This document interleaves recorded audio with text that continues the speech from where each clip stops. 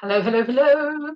Hi, I'm Webster, Soul Purpose Mentor, and I'm here with gorgeous Dr. Rebecca Williams Dinsdale, Life Joy Coach and author. And today, you're going to just know us as Becca and Jackster because this is the Becca and Jackster Christmas Cheats. Hello, hello, Becca.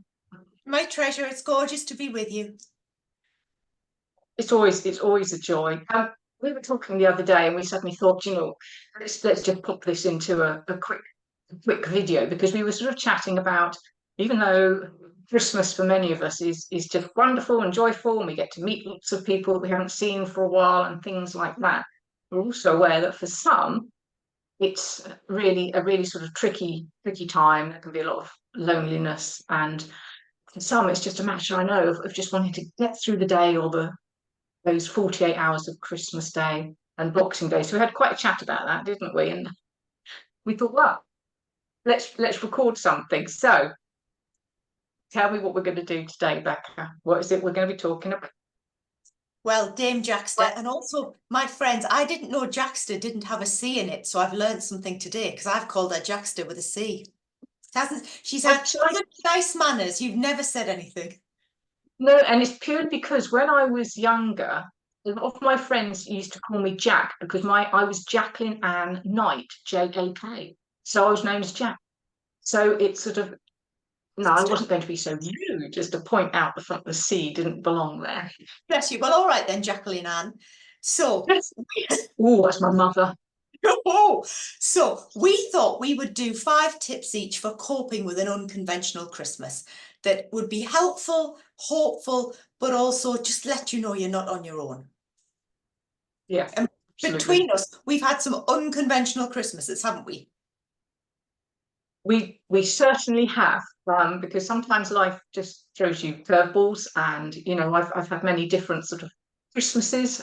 Some when married, some when very much not married, and some when married again, and some with children, some without children, and some with poorly parents, and some without parents. But also, I always put into the mix that I've had some wonderful Christmases too. So yeah, we were just thinking about the 5 top tips, knowing that with our lovely clients, you and I can be working with people of varying degrees of energy ability. So we've tried. Well, I think I'm right in saying we're trying to sort of come up with a few top tips that there'll be at least one, if not two, that everybody should be able to at least consider. And everyone might watch this and go through our top tips and go, actually, if those do very much. It's always worth a go, and if it does help, then that's wonderful. Do you want to start with one of yours?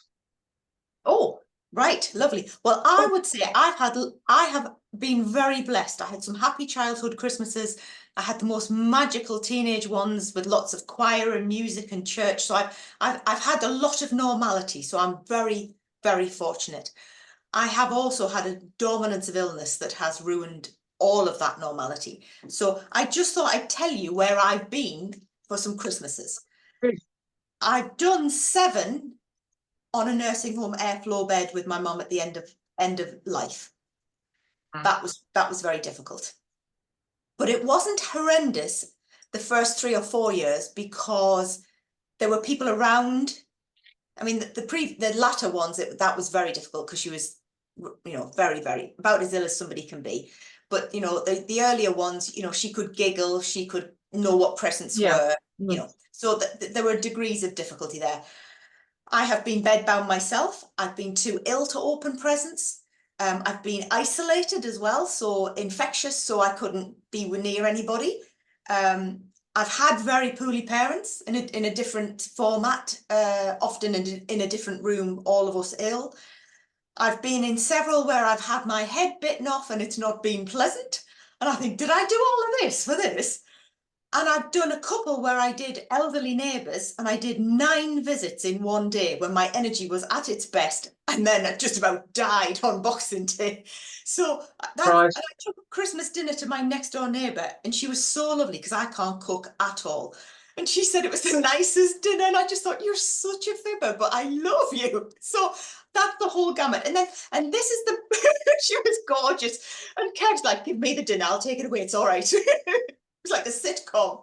But I have also done, I've done a Christmas with a big chunk of the day on my own, which nobody ever comes out and says that, do they? But I have. No, Parts no. of it were a bit sad, parts of it were all right, parts of it were very lonely. But I also wanted to say to people that, you know, it's over quickly sometimes. It feels like a week and a day. But also, I thought our top 10 plus some more may be useful to somebody who's thinking, I don't dare say I'm not ready for Christmas, or I haven't done Christmas dinner, or I can't eat Christmas dinner, or I've got nobody, or I try to live a good life, but I can't go. So there's a whole level of complications. And if you've had any kind of normality, you're very lucky. But you hit us with yours, Jackster, because I've gone on too long.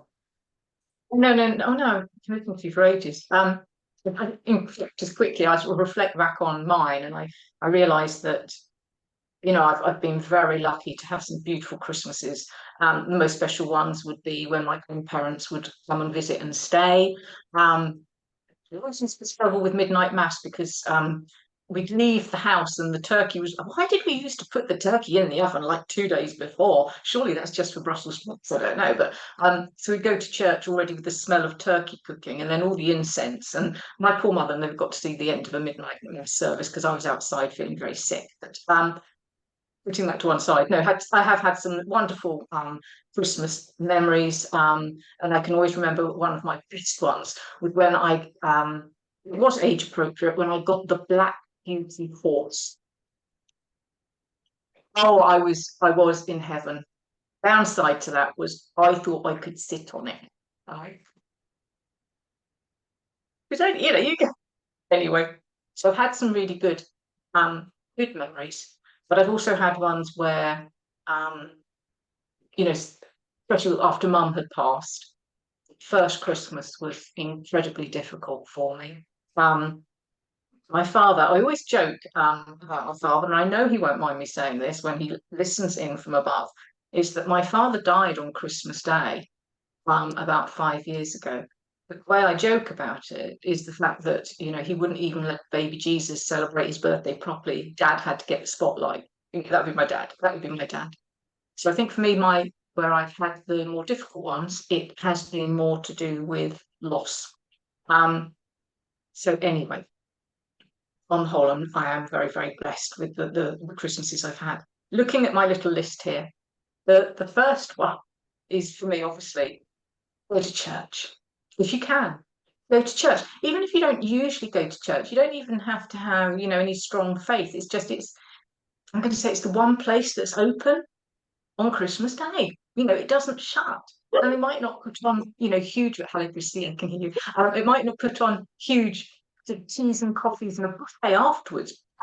It's the opportunity to get out of the house, to go hopefully to a fairly warmish place, but do wrap up, to be around other people, and hopefully to just absorb some of that uplifting energy that will be there as you enter the doors. So for me, the church is sort of the number one because not so much what it stands for, even though that is beautiful and wonderful for many, but it's the fact it just puts you into a place with connection and it passes an hour or so of the day and it gives you you know, you can look in your mental diary and go, well, my day is not empty because at 10 o'clock I'm going to go to the local church. So that's my top tip. My So top I've tip heard is don't let your dog bark in the Zoom. I'll go and get her. 2 seconds. Do second tip, Jack. my second tip, ladies and gentlemen, just a fairly simple one is have you got in the back of your cupboard? Have you got that jigsaw that you've always been planning to do? There she is. Or is it a jigsaw that you were hoping to just go and take to the local charity shop and you just haven't bothered yet? Because there's something very absorbing and meditative and mindful and time consuming about a jigsaw. And if you feel you can have the radio on, I mean, I would always say have the radio on during the day anyway. If you're not a television person, lovely to have the radio on in the background because, you know, again, it's just a sense of connection. And so I'd say jigsaw, mince pie, radio, and if you're allowed a mince pie, if you can tolerate a mince pie, then have one. Personally, I don't.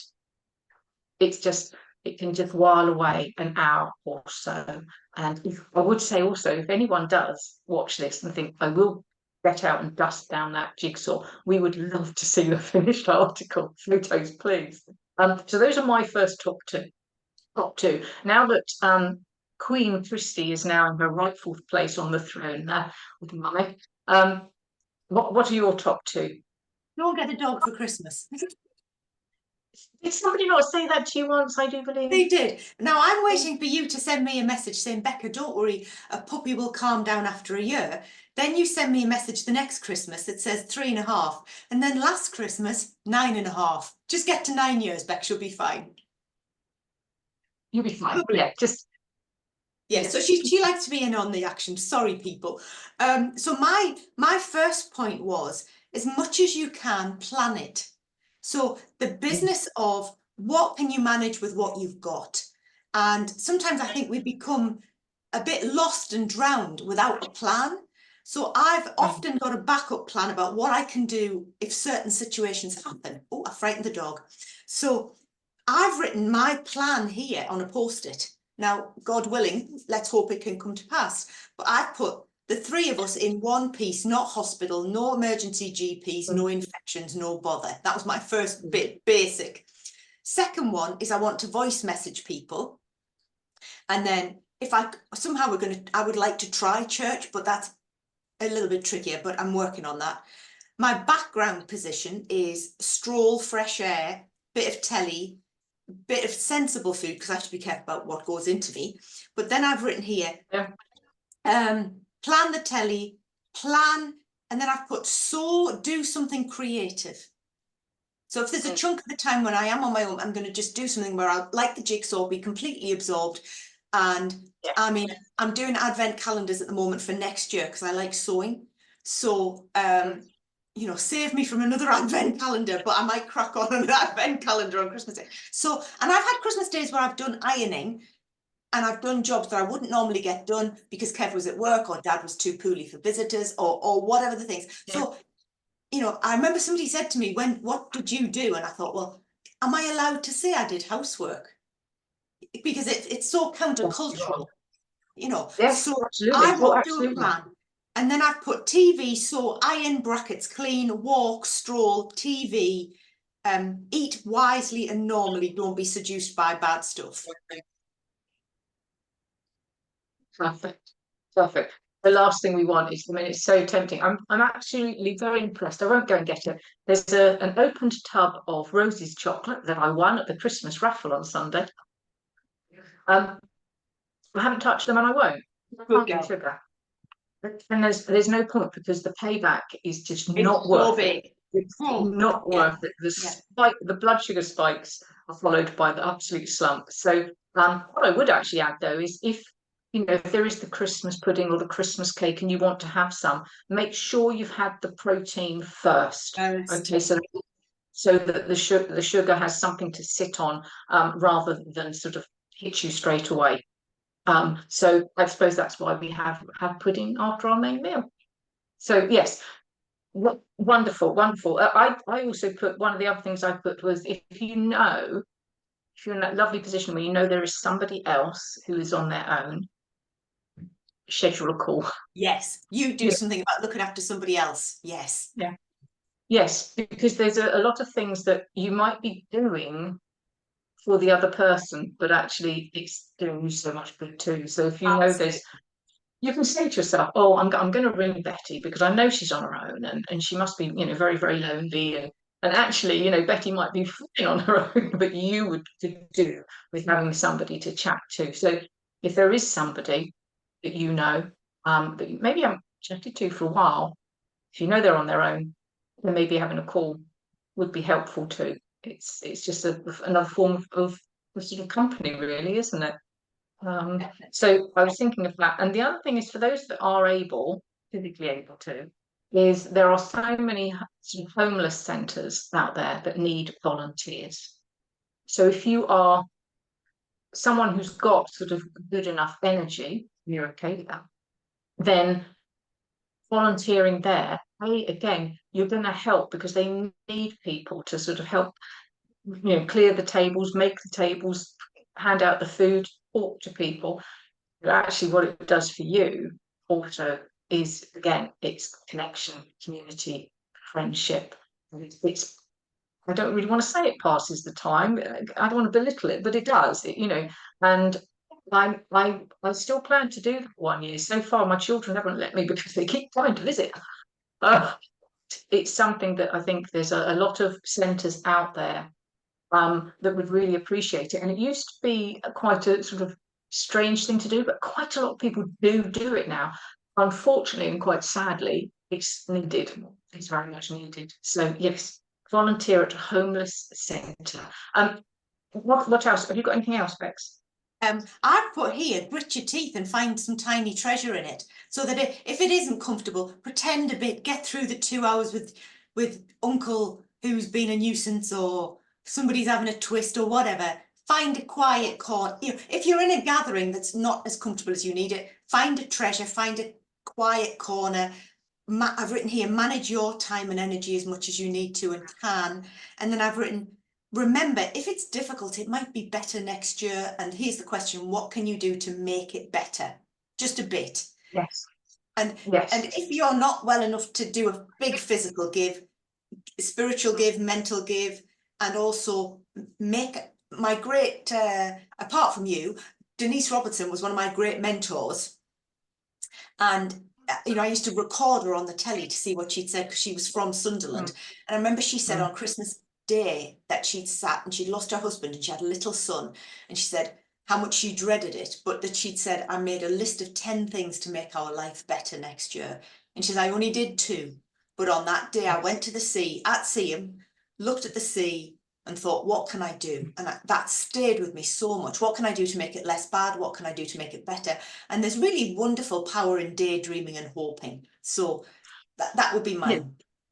Creativity, you're just opening up all sorts of possibilities. And I think that if that's something that does appeal to people, it's like, before typically, make sure you've got a lovely notepad Yes. and pen, especially for that, dedicated to, a lot of us like a bit of stationery. So, have that there ready to scribble down your thoughts. The last one that I had was that even though things do quieten down on Christmas Day, on Boxing Day, if you're still sort of again in the same situation, that you live in an area which has either got a bandstand or so, if they've got a concert on, is wrap yourself up and go down to the sort of local event where there's some singing and, if they're sort of handing out mulled wine. Not all of us can drink that sort of thing. I know you've had your first experience with mulled wine, Dr. Bax. I learned about it. I didn't have it. Oh yeah, no, I'm not there. Never. Okay, well, I thought she's been a bit risky, isn't she? Become a bit loose with all the No. No, it smells gorgeous. It does, and it tastes quite nice. But again, it's sort of, is it worth the reaction from your body if your adrenals are a bit stressed? Something like that is a wee bit too much. Yes, get yourself out to a local event if you can. It's just what we're trying to do here is to get you through those 2 days, because that's all it is really. And then And you sort of everything starts to calm down and then again. you're done. And people get, there's also, maybe don't scroll too much and look at what everybody else is doing that looks perfect that you're missing out on. There has to be a kind of policy in place to protect yourself if you're going to be sad. And especially in some ways, if you don't have any children and you want them, there are ways around that too, that you look after other people's, you donate to other people's, you try where you can, to just try and do something. And also it might be better than you think. There's another thing to remember. Absolutely. And the one thing I always remind people is that if you do scroll through Facebook, I had one person say to me, but if there's something there that upsets me, or I just swipe it on. I said, yeah, but you to delete it, you've got to have seen it. It will have still registered. So maybe just have a little bit of a break from that kind of thing. And also with the mindset, if it's possible, is rather than focus, I know it's easier said than done sometimes, rather than focus on the things that you're not able to do, that are not happening, just focus on the little things that you can do. Can do. You put Yes. your focus onto that, because where the attention goes, the energy Energy flows. flows. Yes. Yeah. Yeah, And I think maybe my only other thing to add was, even if you think it's bad, 1,000 people would swap with you. absolutely. And that takes some nerve to believe, because when I was in here on my own, I thought, well, at least I've got the heat on, I've got the dog, Kev will come home eventually, you know. Yes. So, and I thought, well, there'll be people who are cold, you know, and I Yes. have enough. So I think there's ways of trying to look at things, and that doesn't mean it's easy, but also it's nearly done now. We've done well to get to this point. Well, absolutely, because we're Wednesday, so this time next week, sorry folks, it's done. For me, the tree's down, everything's packed away. Yes. I'm looking at my diary, thinking, when am I going back to work? You know, it's that. Oh God, send us back to work. Give me It's sort of, hopefully, you know, everyone will get through okay. I think it's also important, you know, if there's someone who you feel, and I know I've mentioned this before, do have the Samaritan's phone number on sort of, not speed dial, but written down somewhere, if you feel either you or someone you know would be in need of them, because I think that's sort of important. And the only other thing I would say really is, if you are on your own and you're going to be eating on your own as well, still make something special, even if it's make the tray with your nice plate and your nice, you know, knife and fork. And if you want to make yourself a paper hat, then do that. Just invest yourself a wee bit in it, and enjoy what you can in the simple pleasures, because life is all supposed to be about humility and simplicity. And therefore, if you're sitting there having a very simple day, in some ways, you know, you're doing okay compared to the others that are sitting there with their gifts that are worth £1,000 and completely forgotten what the point of Christmas is. So, you know, it's important, if anyone does struggle, that they reach out.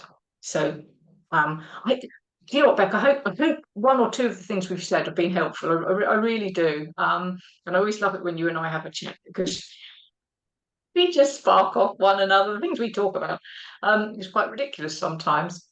I think both of us really, and you might want to sort of add something yourself here, would just, whatever happens, that we do wish everybody the merriest Christmas, the happiest and healthiest Christmas they can have. And we look forward to the new year, because there's just something, the 1st of January, that just is exciting. It's tell us.